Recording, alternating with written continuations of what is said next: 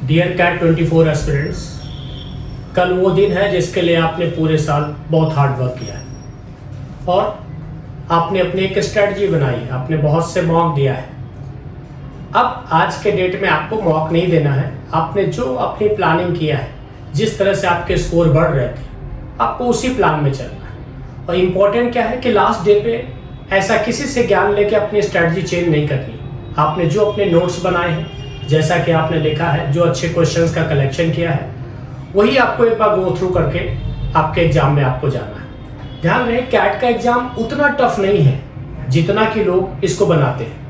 अगर मैं quantitative aptitude section की बात करूं तो अगर बच्चा एक क्वेश्चन करके आता है तो उसकी परसेंटाइल 50 प्लस होती है।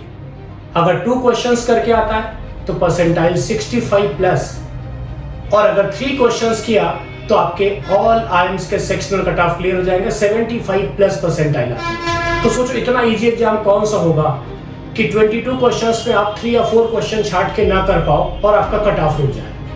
और अगर किसी बच्चे ने 50% क्वेश्चन अटेम्प्ट किया, सपोज क्वांट में आउट ऑफ 22 11 क्वेश्चन करता है तो 99 प्लस परसेंटाइल आती है। सेम अगर मैं एलआर सेक्शन की बात करूं तो वहां पे भी आपको ये ध्यान रखना है कि आपके जो भी सेट आते हैं 4 क्वेश्चन 6 क्वेश्चन के, तो सबसे पहला आपका काम क्या है कि आपको उस सेट को स्कैन करना है कि कौन सा इनमें सबसे इजी सेट है और आपको पहले वही उठाना है, जिससे कि आप एक सेक्शनल कट ऑफ अपना क्लियर कर पाओ पहले। और अगर आप 4 क्वेश्चन का सेट भी बनाते हो तो आपकी परसेंटाइल 80 प्लस आती है और ऑल आइम्स के लिए आपका सेक्शनल कट ऑफ क्लियर हो जाता है। वीआरसी सेक्शन आपका पहला सेक्शन है, उसमें थोड़ा अलर्ट मोड में रहना होता है।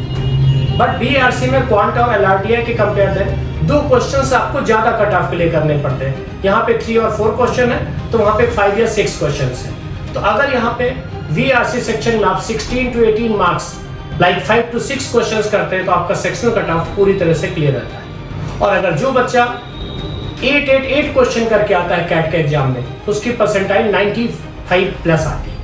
और अगर किसी ने 10 क्वेश्चंस किए तो उसकी परसेंटाइल 99 प्लस आती है। सो कैट का एग्जाम उतना टफ नहीं है जितना कि बताया जाता है। और बहुत अलग अलग आपको कंफ्यूज करते हैं लोग कि आपका स्लॉट 1 है तो ये होगा, स्लॉट 2 है तो बहुत टफ होगा।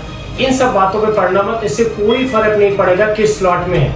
आप देखेंगे अगर तो लगभग डिफिकल्टी लेवल सिमिलर होता है, और अगर थोड़ी में प्लस माइनस है तो उतना आपका स्केलिंग से स्कोर परसेंटाइल बढ़ जाता है। तो ये चीजें आप हटा दो कि मेरा स्लॉट 3 है तो बहुत टफ होगा, स्लॉट 2 है तो ये होगा। ये सब चीजें किनारे हटो और सीधे एग्जाम में एकदम फ्रेश माइंड होके दे के आओ। और पूरी टीचर टीम की तरफ से all the best for CAT 2024 aspirants. All the best. All the best. Thank you so much.